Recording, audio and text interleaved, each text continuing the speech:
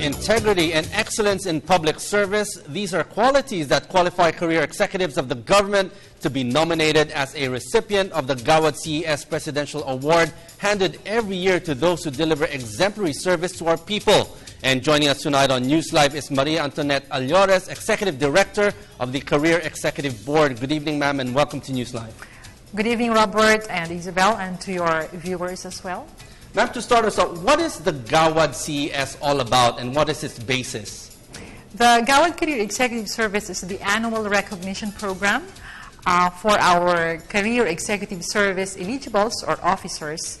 And this is a presidential award that's conferred to exemplary executives in at least 5 categories: policy advocacy, administrative reforms, using ICT to improve service delivery, also in the areas of policy advocacy to protect further our marginalized sectors, as well as in the area of service efficiency and administrative reforms. Now, what is the aim of this program? Well, primarily we seek to provide incentives for our government executives so that they're committed to, in fact, up the level of performance. Secondly, we also want to inspire our colleagues in the Career Executive Service so that they do even better in terms of their performance every year. And ultimately, the aim is really to better continuously the way we serve, our bosses, Juan and Juana. Ma'am, who are nominated and how are the awardees screened? Okay, it's a rigorous process. Any Career Executive Service eligible or officer may be nominated by any individual or organization, and it is subject to the concurrence by the boss of that official, meaning the cabinet secretary or the agency head. And the rigorous process of selection begins with a document check, meaning are their accomplishments complete, and other requirements such as clearances. We make sure that they are not facing any administrative or criminal cases. When they pass that, those who are shortlisted are subjected to what we call the field validation. So we send a team of validators to the regions or to the municipalities or provinces where their officials work. We do a background interview concerning their performance and their actual accomplishments. Ma'am, how long does this usually take? What kind of a system do you use to do the screening? The validation process and the deliberations on the results of the validation usually take more than 6 months, because we also engage the agencies that have nominated. We check with the various constituents of these nominees whether, in fact, the accomplishments are accurate and correct. Ma'am, how many nominees did you have this year and how many winners do we have? For this year, we have more than 20 nominees, and out of that, we have 5 selected honorees who will be conferred the award this coming Wednesday at 2 p.m. In Malacanang Palace. Let's now go to the winners. We have DSWD Undersecretary Alicia Bala. Yes. Why was she chosen? Alice Bala is cited for her continuous work. I think she's nearing retirement, but all her life she spent in DSWD, ensuring social protection for marginalized and underprivileged members of our society, like women and children, the elderly, and people with disabilities. It was also under her leadership that a national office was established, and she managed the current programs, including yung successful conditional cash transfers, among others. And her efforts to strengthen social protection measures has, in fact, gained her an appointment now at the ASEAN as a Deputy Secretary General. Could you give us a brief background also on the others who have won, the rest, the four? Yeah, gladly. One, we have DTI, Provincial Director Grace Baluyan, and she is the Provincial Director in Kalinga, Cordillera Administrative Region. Grace is dubbed as the Provincial Coffee Champion in Cordillera, and she facilitated collaboration among the various small and medium industry players in the region to finally have mechanisms that will support the development of the coffee industry. She also used the value chain analysis approach and institutionalized it so so as to support the various SMEs in the region and attain economic progress.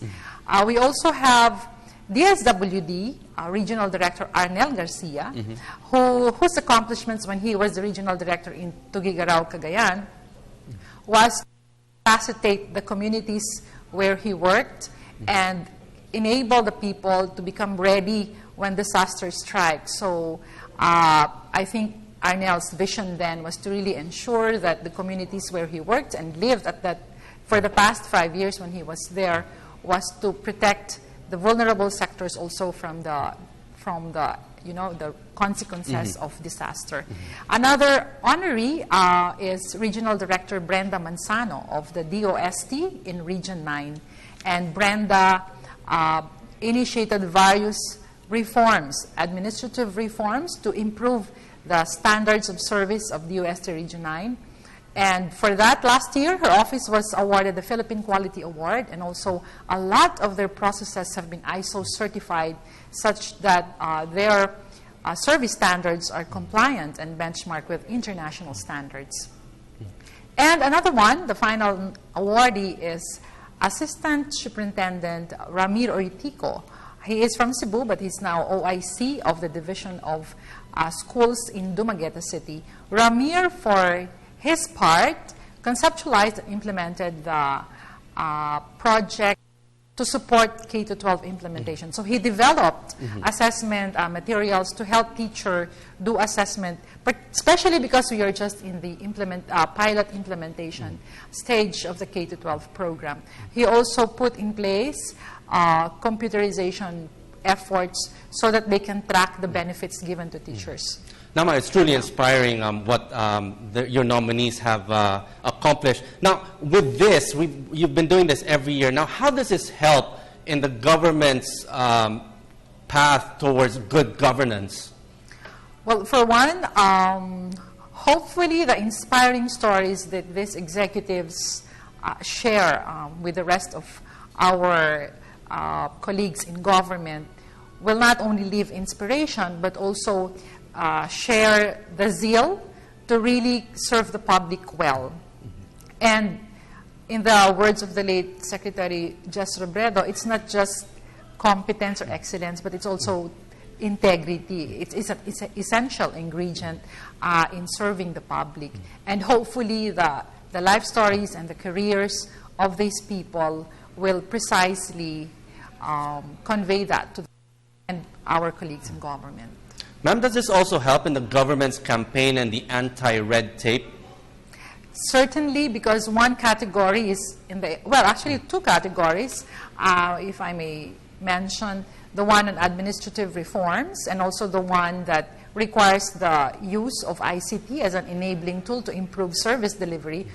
Both these categories are focused on ensuring that the delivery of services to our clients is efficient, it's transparent, more accountable, and definitely compliant with and benchmarked with international standards.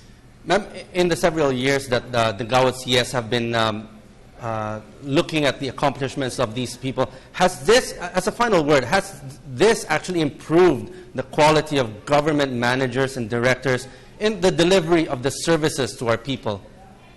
I would say both on a personal and an official level that this recognition program has in fact to a large extent humbled the honorees such that they become more committed in doing their work as CESOs or assess eligibles.